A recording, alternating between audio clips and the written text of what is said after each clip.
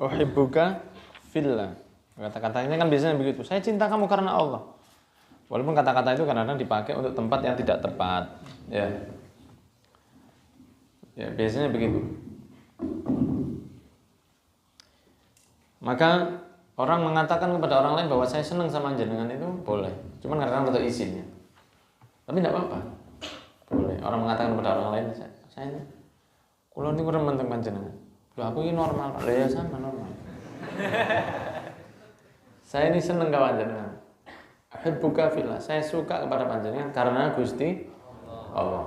Itu boleh. Dan dianjurkan begitu. Tapi yang diomongi harus orangnya yang tepat. Orangnya harus tepat. Jangan ngawur. Semua diomongi uhibbuka fillah. Dan harus fillah. Ya. Karena kalau tidak pakai tasdid akhirnya merek pakaian olahraga kayak. Harus fillah pakai tasdid. Uhibbuka fillah enggak tepat. Uhibbuka fillah.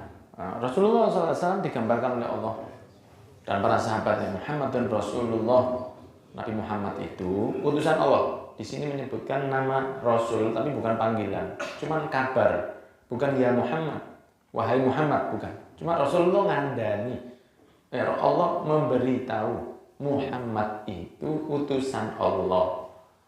Jadi Nabi Muhammad itu tidak pernah dipanggil langsung oleh Allah, ya Muhammad, tidak pernah. Di dalam Al-Quran tidak ada. Ya ayuhan Nabi, ya ayuhan Muzammil, ya ayuhan Mudaththir, Taha, Yasin. Gitu. Subhanalladzi bi'asra bi'abdihi, ya seperti itu. Ya, sehingga Nabi Muhammad tidak pernah disebut panggilan, dipanggil ya Muhammad, itu tidak ada. Seperti wa matilka biyaminika ya Musa. Apa itu di tangan kanan? Wahai Musa. Celuk, karena itu ngomong langsung Allah ke Nabi Musa. Tapi kalau Nabi Muhammad tidak akan disebut langsung oleh Allah Subhanahu wa ta'ala. Maka di sini Allah menyebutkan karakter Rasul dan para sahabatnya itu bagaimana? Muhammadun Rasulullah. Muhammad itu Rasulnya Allah, utusannya Allah. Walladzina ma'ahu, dan yang bersama dia, yakni para sahabat, asyidda'u 'alal kuffar. Tegas, no kompromi kepada orang kufar. Ruhama'u bainahum, saling rahmat di antara mereka. Itu sifatnya Rasul dan para sahabatnya. Saling mencintai di antara mereka. Tegas kalau orang sama orang kafir. Tegas itu bukan keras. Tegas itu tepat sasaran. Contohnya, satu anak muslim ketemu ayahnya non muslim, tegas dia, tidak Pak. Mohon maaf, kalau birrul walidain saya masih ngeladeni jenengan, tapi kalau iman kita sendiri-sendiri. Itu begitu para sahabat dulu. Suami istri banyak yang pisah gara-gara satu muslim satu tidak. Tegas, bukan jahat. Kamu ikut muslim enggak? Ya wis, kalau gitu kita pisah. Kalau sama non muslim tidak ada toleransi. Kerja biasa. Kan di Medina banyak Yahudi waktu itu. Di Medina zaman Rasul ada Yahudi. Nah, sehingga orang-orang Islam itu juga mereka tegas kepada orang kafir. Kalau ada yang nyaut masalah agama, mereka tidak akan toleransi sih. Bukan kurang lebih. Padha mlebu surga ini. Di mana ada? Kok enak sana minum zina kabeh gini, sabar-sabar padha. Ada anak sekolah satu ujian satu tidak pernah masuk sama sekali, dua-duanya naik. Ya enggak enak begitu. Buat apa? Buat sekolah, buyar aja sekolah. Ya. Enggak usah mau sekolah, PAUD aja. Atau tempat penitipan anak, TPA, atau boleh juga tempat pembuangan akhir. Ya, cok lewat. Enggak bisa agama itu sama. Inna dinana indallahil Islam, itu sudah itu saja. Enggak ada agama lain. Enggak bisa direna-rena karena agama yang diterima Allah hanya Islam saja. Jadi apapun selain Islam ya diterima oleh Allah. Monggo, kamu mau ibadah menurut agama, monggo. Tapi yang diterima Allah cuman Islam. Makanya di dalam surat Kahfi Allah mengatakan, "Qul hal unabbiukum bil aksarina a'mala alladziina dhalla sa'yuhum fil hayati dunya wa yahsabuna annahum yuhsinuna sun'a." Katakan apakah kamu mau saya beritahu siapa orang yang paling rugi amalnya? Yaitu mereka yang alladzina dhalla sa'yuhum, mereka yang sesat usahanya dalam beribadah. fil hayatid dunya, ketika di dunia, wa yahsabuna annahum yuhsinuna sun'ah, dan mereka merasa bahwa mereka sedang berbuat baik. Itu orang yang rugi nanti di yaumil qiyamah. Ya. Ada orang-orang yang menyembah selain Allah. Baik. Menyembah agamanya, tidak minum, tidak disabar-sabari. Di akhirat mendapat siksa. Itu orang paling rugi karena dia kejelik. Kalau yang maksiat, ya mungkin ngojoloki yang non muslim tapi tidak maksiat. Kan ada non muslim yang tidak mau maksiat, itu kan ada. Takut kepada Tuhan. Ada, puji Tuhan memang. Ada non muslim yang tidak mau maksiat, ada non muslim yang maksiat. Nanti di neraka sing maksiatin ya boleh bodoh aja kan. Cuma non muslim yang tidak maksiat itu tidak lebih, maksudnya yang maksiat dia lebih berat walaupun pada non muslimnya. Jadi non muslim yang tidak minum di akhirat tidak akan mendapatkan dosanya orang yang minum, tidak akan dianggap Allah itu pas. Alaihissallahu biahkamil hakim. Allah itu paling pas timbangannya. Jadi Allah tidak akan mengadab orang non muslim yang tidak minum. Oh di dunia dulu dia tidak minum, ya tidak akan diadab tentang minuman, ya dia diadab tentang kekufurannya. Jadi tidak digeratak podo. Cuman podo nek neraka. Ya mau gojol-gojol kan podo lek, ya tapi lorong-lorong. Ya mungkin begitu. Tapi kalau sama sesama mereka, rohama saling mencintai. Ya, para sahabat itu saling mencintai. Semuanya diberikan. Hijrah ke Madinah itu, semua diberikan. Rumah diberikan, kerjaan diberikan, diajari begini begitu, semua. Monggo dipakai. Mas, apa yang jenengan seneng, jenengan ambil. Nyawa disetorkan. Monggo buat konco, tidak ada masalah. Itu saking mencintainya mereka. Itu begitu ya. Sehingga kita ini juga harus seperti ini. Jadi ada sensornya.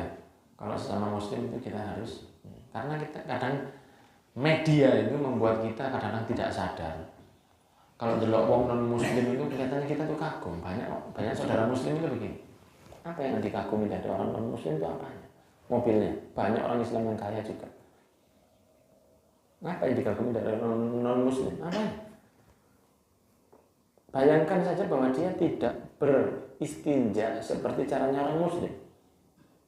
Mohon maaf, ceweknya ini tidak sama seperti kita jauh lebih bersih. Seumur gak tahu mandi junub. Banyak yang tidak hitam, tidak mandi junub, Pak. Jadi ya orang Islam ini kan bersih. Mereka cuci muka mungkin sehari sekali atau tidak sama sekali. Kita sehari 5 kali yang wajib. Bisa, belum lagi orang-orang yang jaga wudhu. Terus apa yang dibanggakan dari orang non muslim? Belum lagi di akhirat orang yang muslim insya Allah dapat Rasul. Tapi sedangkan orang non muslim di akhirat dapat Fir'aun. Jadi apa alasan kita kagum dengan orang di luar Islam? Tidak ada. Sama sekali tidak ada. Jadi orang-orang kayaknya kan boleh ya. Cuma tuh ireng, sepatu cetok, sing gini swallow terus.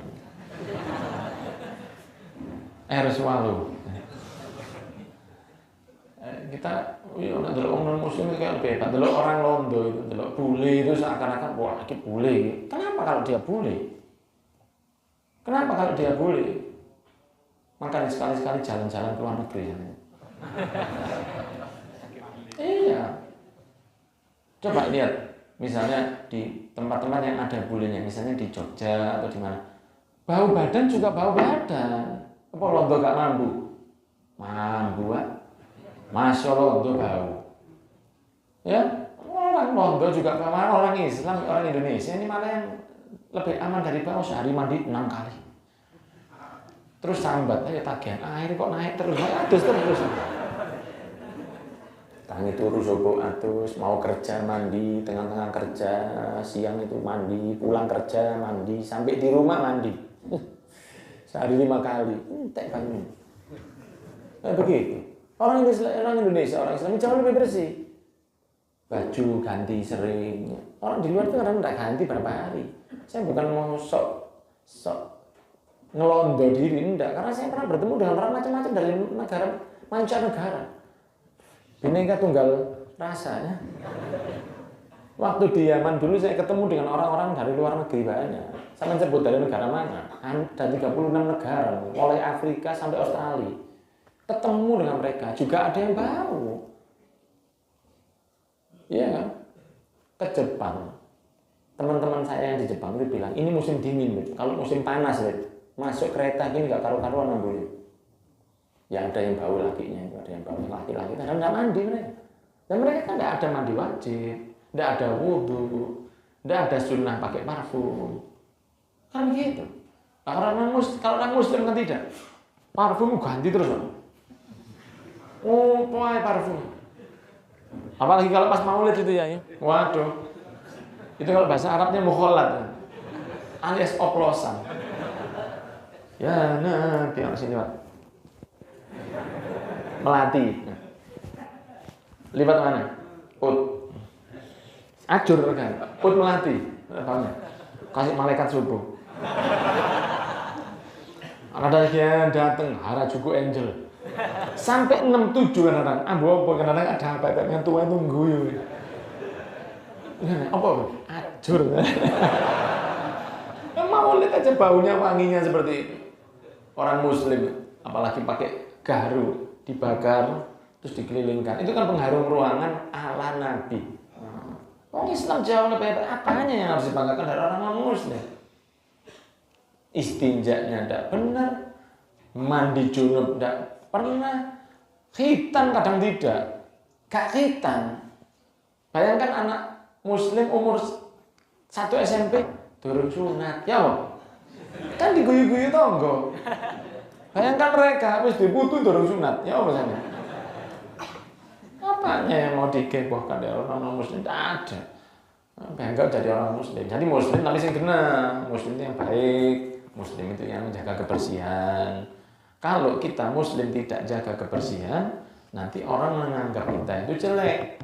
Orang itu tidak melihat Islam dari Al-Qur'annya, jarang. Orang non-muslim itu tidak melihat Islam dari sunnah Rasul, dari hadis Nabi. Mereka tidak akan buka itu. Mereka lihat Islam itu dari lakonannya orang muslim. Orang muslim bersih-bersih. Mereka tertarik. Ada orang sudah pernah saya ceritakan dulu, orang masuk Islam gara-gara lihat di tempatnya dia kerja, laundrynya orang Islam, itu tidak ada di celana dalam mereka sisa dari hasil usaha ketika buang air besar. Dia tanya, kenapa kalau orang Islam selalu bersih? Kenapa kalau orang non-muslim itu biasanya mesti ono ya, srit itu ono. Karena mereka kalau istinja pakai tisu, sedangkan kita pakai air. Koncekel, ya aduh, gak kuat aku. Besoknya dia mulai tanya, ya apa sih? Sampai masuk Islam gara-gara celana dalam. Celana dalam bersihnya seorang muslim bisa nggak orang lain masuk Islam. Ya, benar. Seperti itu. Orang Islam ini jaga kebersihan, jaga cara jalannya, ndak uraan, kopian putih melayar dembong. Orang muslim ya Islamnya. Ya dia begitu kan. Mereka nilai dari situ, bukan nilai di mereka tuh melihat Al-Qur'an untuk menilai Islam. Ndak mungkin wong Islam kadang ndak baca, apalagi mereka. Orang non-muslim melihat orang Islam dari lakonan kita. Cara jalan kita ada caranya dari Rasul, cara ngomong kita ada caranya dari Rasul. Kan begitu. Misalnya kita itu bersih, ya, sampah dibuang pada tempatnya. Orang non-muslim lihat ini, santri ini sampahnya bersih-bersih. Mereka ini api. Ini mau Islam buat sampah sembarangan ya. Kalau orang Jepang tidak punya agama, bersih-bersih luar biasa. Tidak mau buang sampah mereka. Ada satu teman yang di Jepang itu yang bagian nyurung kereta rodanya orang yang sakit di panti jompo. Itu dia bawa tisu, umur sudah 80 tahun. Tisunya dilemparkan ke sampah, enggak masuk. Itu dia minta balik. Kembalikan saya supaya saya bisa buang tisu saya. Katanya yang nganter, nanti Bu, saya yang akan masukkan itu ke dalam sampah jenengan. Enggak, aku ingin balik. Saya tidak mau buang tisu itu, tidak ada sempatnya. Itu umur 80 tahun sudah jompo, Pak. Hari ini gini. Paling ngombe, kalau udah. Wah. Orang Islam itu harus menunjukkan saya bersih, saya teratur, jangan uraan, perang-perang, mau. Ya itu nilainya. Meninggal ngedang di embong. Itu masalah besar ya. Kenapa kalau yang meninggal kok ada ngedang di jalan, ada kematian? Padahal Sohibul Bait yang meninggal itu tidak minta. Apa ada yang meninggal? Tolong nih, dangno di embong nih, tolong. Cari sing mati ya. Ayo tolong dana. Masa ada nih? Kenapa orang Muslim kalau meninggal menghadang orang jalan? Dosa satu, menghalangi orang jalan itu dosa. Apa tidak termasuk koti utori gitu? Ngedang orang di embong dengan pakai nama Islam, orang Islam meninggal, saya kelihatan orang non-Muslim melempar 300 rupiah, lontang, diuncal ke jalan. Oh ini mental yang harus dibenarkan. Sudah kalau meninggal itu, yang meninggal tidak minta, kok sing ati njaluk di embong itu kok cek ngotot, orang didang truk diberhentikan, disuruh pelan-pelan. Ya Allah. Yang meninggal tidak minta. Lain kalau yang misalnya yang Sohibul Bait, saya tidak punya uang, gimana? Ya sesama tonggo ruhama ubainahum ini tadi saling tonggo itu urunan. Paling dapatnya berapa dari jalan itu, tapi nama Islam itu bisa buruk dari situ. Jangan menghadang, meminta bantuan masjid di tengah jalan. Salatullah, salamullah. Orang sing kelontak, alhamdulillah matur suwun Pak Yai dengan nomor B1234EL. Semoga diberi keberkahan oleh Allah. Rabbana atina fid dunya hasanah wa fil akhirati hasanah wa qina adzabannar. As-salat. Ojo sudah menghalangi jalannya orang atas nama masjid. Dan semoga tidak ada yang diambil itu. Haram itu diambil. Jadi numpuk dosa banyak itu menghadangi orang di jalan. Itu karena nama Islam jelek nanti. Orang-orang non-Muslim itu melihat gini, kita Islam. Minta uang di jalan, ngemis. Untuk bangun masjid. Bangun masjid, minta uang di jalan. Karena masjidnya tidak perlu dibesarkan. Mokso. Masjidnya tidak ada sini. Dua sof waktu maghrib isya. Subuh, dahor sama asar itu 3. Mokso ditingkat. Mau buat apa maksa begitu? Jangan. Ngedang orang di tengah jalan. Jangan. Itu harus dibenarkan itu. Jangan. Ya, lebih baik punya masjid dari papan. Tapi saya tidak minta. Daripada orang non-Muslim itu kan ada yang bangun tempat peribadatan. Butuh 4 triliun. Karena di tengah-tengah pusat kota Jakarta. 1 bulan tutup. Urunan dewi. 1 bulan. Ada yang 500 miliar mau buat bangunan tempat ibadah di tengah kota di Jakarta. 2 minggu tuh nggak pakai ngedangnya Mbok. Pernah jaringan lewat terus di tengah jalan didang orang untuk bangun kelenteng. Nah, akhirnya orang mikir apa? Loh, itu cara berpikir yang salah gitu loh. Yang kena bukan orang itu, Pak Idi itu minta muji itu bukan. Yang kena siapa? IG Islam. Nah, itu loh. Kita harus jaga nama Islam. Mungkin manfaat. Jazakumullahu khairan katsiran, dan kita dijadikan orang-orang yang bisa menjadikan orang lain melihat Islam itu baik. Karena kita ini pasukannya Rasul. Jadi kita ini resellernya Rasul, reseller, ya. Jadi agennya Rasul. Jadi jangan sampai Rasul jelek namanya gara-gara lakonan kita. Semoga Rasul jadi baik malah karena lakonan kita. Barakallahu fikum.